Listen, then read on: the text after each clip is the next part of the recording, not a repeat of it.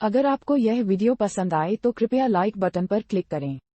उन फिल्मों के नाम के साथ कमेंट करें जिन्हें आप चाहते हैं कि हम आगे कवर करें। हमारी नवीनतम रचनाओं की सूचना पाने के लिए सब्सक्राइब बटन पर क्लिक करें और बेल आइकन दबाएं। हम हर दिन दुनिया भर से 100 फिल्में कवर करते हैं। हमारे चैनल पर विज्ञापन देने के लिए हमसे संपर्क करें। हमारी संपर्क जानकारी हमारे चैनल पेज पर है। अब आइए इस फिल्म की कहानी पर चलते हैं। एंथनी एक अमीर मकान मालिक है। एक शराबी है जिसके पास जीवन में कोई मूल्य नहीं है और कई अत्याचारों में लिप्त है। गांव के प्रमुख ओनरियम और पुलिस निरीक्षक उनके समर्थक हैं।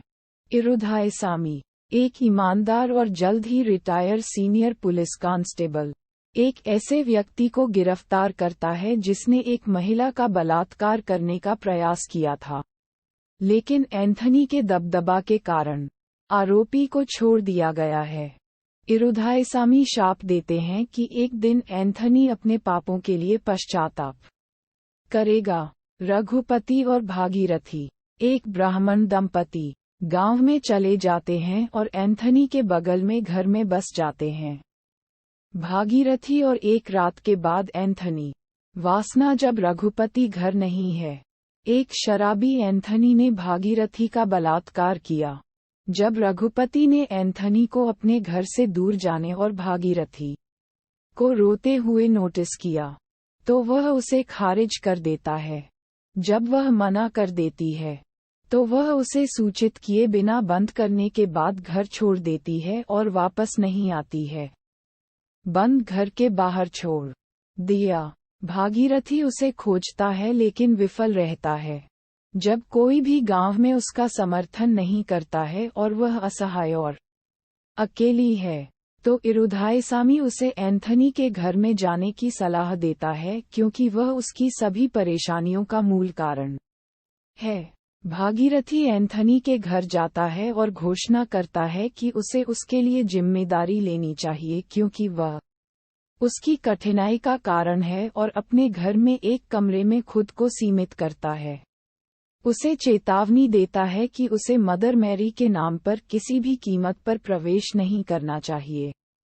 वह कहती है कि जैसा कि वह उसे अपने पाप के लिए दंडित करने में असमर्थ है, वह अपने घर में रहने और जेल की तरह एक कमरे में रहकर खुद को दंडित कर रही है। उसकी सजा उसके द्वारा किए गए पाप के लिए उसकी आंखों के सामने उसे पीड़ित देख रही है। एंथनी के सेवक मृदु भागीरथी की जरूरतों का ख्याल रखते हैं। जल्द ही एंथनी को उनकी गलतियों और उनके दृष्टिकोण और व्यवहार में बदलाव का एहसास होता है। वह अपने कार्यकर्ता मुथु को अपने प्रेमी जिला से शादी करने में मदद करता है, जो कि ओनरियम की बेटी है। अपनी जमीन को गिफ्ट कर रहा है। एंथनी भागीरथी के पिता को आर्थिक रूप से अपनी 3 बहनों को उसी दिन शादी करने में मदद करता है। धीरे धीरे वह सभी को सलाह देता है कि वह अपने वित्तीय मामलों को भागीरथी को सौंप दें और लोग अपने रिश्ते के बारे में गपशप करना शुरू कर दें। वह शराब पीना, धूम्रपान करना, स्त्रीकरण करना बंद कर देता है और उसका घर एक उचित रहने वाले स्थान में बदल जाता है। यद्यपि भागीरथी खुश है कि वह एक बदले हुए व्यक्ति है, वह अक्सर उसे अपने पापों की याद दिलाती है जिससे कई लोगों को नुकसान पहुंचता है।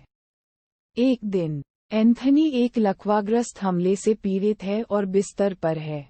वह अपने सभी पापों पर पछतावा करता है, विशेष रूप से भागीरथी के लिए, जो अब उसकी देखभाल करते हैं।